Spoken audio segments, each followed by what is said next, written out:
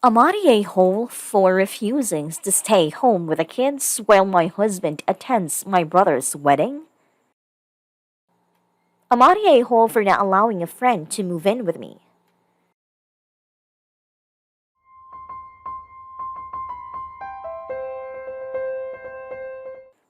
I'm Miss Tam, and my husband works full time.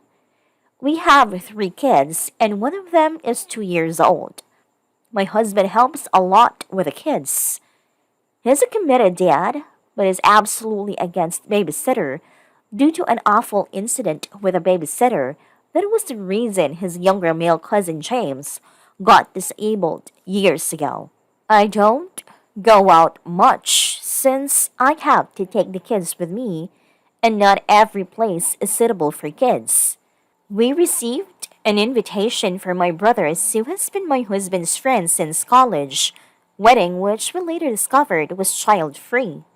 My brother lives states away, so the entire trip will take 4 days, as well as my brother's in laws' weekend dinner party, their tradition. I told my husband I want to go since it's been a while since I've been to a wedding and this one is special, and suggested we got a trusted friend as a babysitter. He asked if I was serious to consider leaving our 2 year old with a babysitter and suggested that I do what I normally do and stay home with the kids while he goes to the wedding. I refused and said I have as much a right to attend as him since we both were invited. He said it wasn't his fault. My brother wants a child free wedding, and I should do this for the kids and sacrifice for their sake. I still refused and said this was unfair, and since he's a parent too, then he should also stay for the kids. He looked at me and said, "That's my best friend's wedding. You're asking me to skip for Christ's sake. Are you kidding me?" Then I said I was being petty for suggesting this, and that I was basically choosing to go and party over keeping our kids safe. He asked me to consider this as a business trip. What would I do? Go with him and leave the kids? I said I understand his paranoia of babysitters, but really all my friends have sitters, and at times they really need it. He said I ought to know better than what my friends tell me, and this wasn't even up for discussion. And when I kept arguing, he called me selfish and said he won't let me ruin his relationship with his friend because I was being spiteful for not being able to attend, and that my brother will understand my situation. He keeps asking who's more important, a wedding party or my kids? And I said I was unreasonable for making my attendance to hill to die on. Am I a hole? Am I being selfish for wanting to attend this wedding, my brother's wedding, after 4 years and not attending anything? I have a hard time to believe your husband is a good dad. Every single sentence from him smells like entitlement and selfishness. If you can't go to your brother's wedding, so can't he? Why doesn't he stay at home and you attend? Since this never came to his mind, he thinks less of you and your needs. You are the servant for the children, not his wife, who is on the same level. This wedding shows you what kind of person your husband is and what he thinks of you. Nta 100%. I know two women who were stay-at-home parents whose husbands tried to screw them out of seeing their children because he was the one who can afford a lawyer. One did get fucked out of visitation and the other one didn't, only because her friends came together and helped her pay her bills until her lawyer could get her spousal support and child support. It is not easy for stay-at-home moms to leave and get the kids, no matter what guys on this website say. I got married to my daughter's dad and wished I never did. I was a psalm and his family was loaded.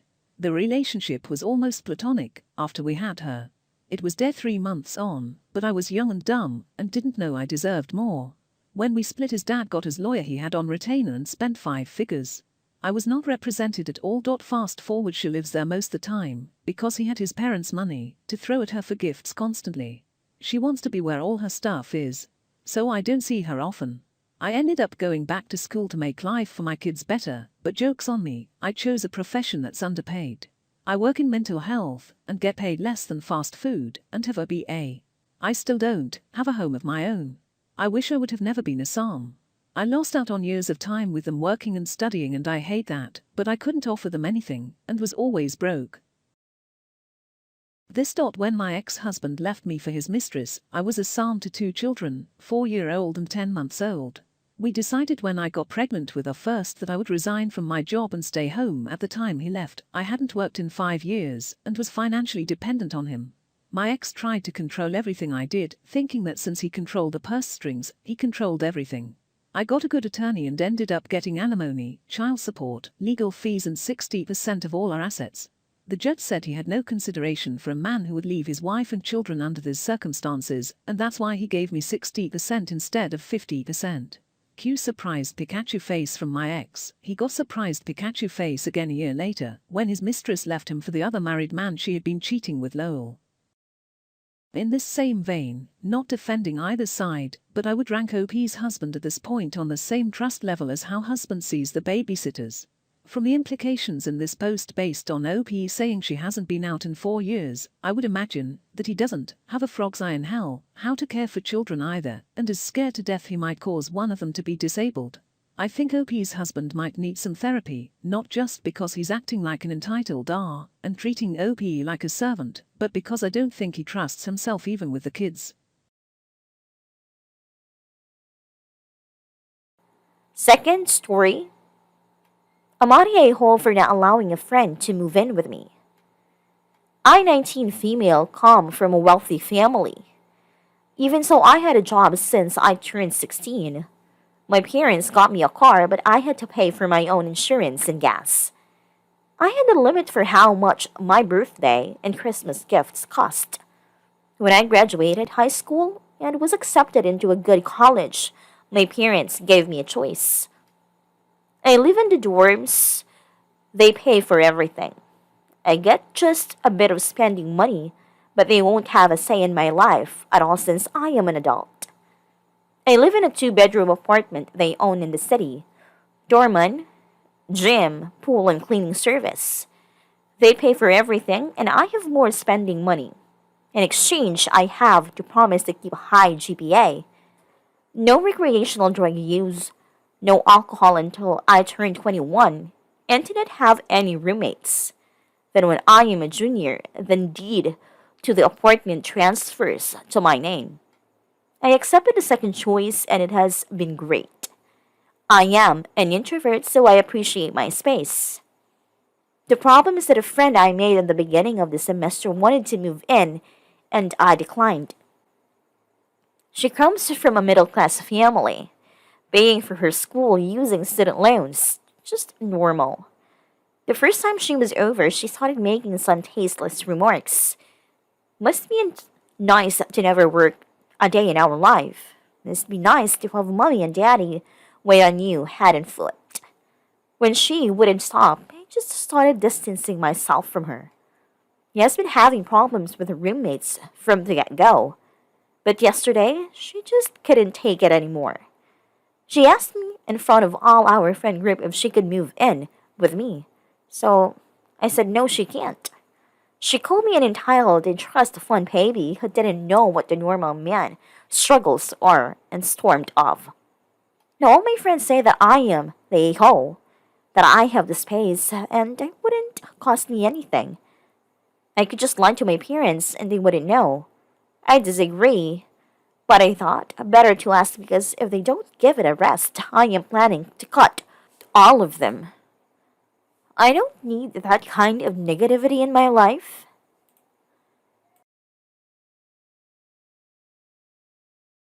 NTA, she is vastly entitled to assume that you owe it to her.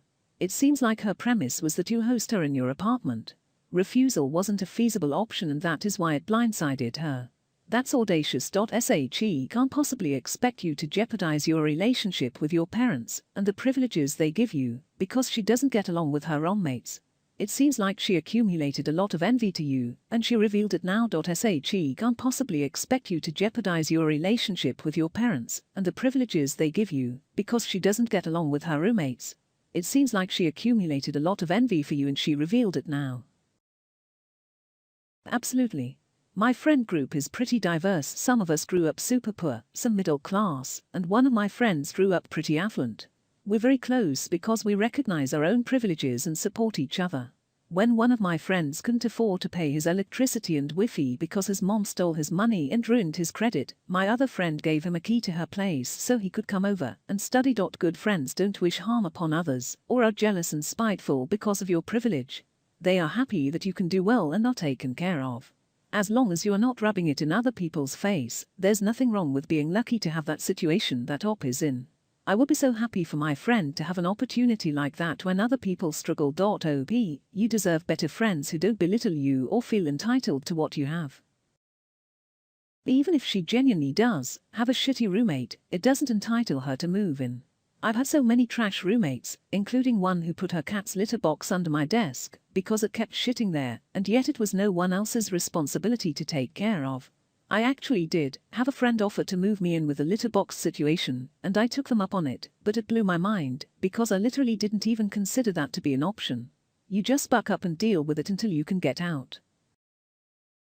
I had a roommate who let people sleep in my bed when I was gone. Finding a weave in my bed and my sheets messed up multiple times ticked me off. I was stuck dealing with it until a few friends mentioned that their roommate graduated and they didn't want a random to be assigned. The next time I had a bad roommate, I had to force the issue to get them kicked out. It's easy for the friends to ask. They're not the ones who will, literally, pay for it, and they want the noise from the other whack job to stop. And they probably don't have the perspective to understand how big an ask it really is. It's not like hiding a hamster from the landlord. A human leaves a pretty big footprint. And this human has already showed she has big old clown shoes. Trust is harder to get back once it's broken. If you feel so strongly about it, ask your parents' permission. If they say no, you can tell your friends your parents won't allow it. If they say yes, the decision is up to you. Speaking as a fellow introvert, having roommates in college was a nightmare for me. I needed my space for my own mental health. Additionally, friends don't always make good roommates. Don't do harm to yourself because you want to be helpful.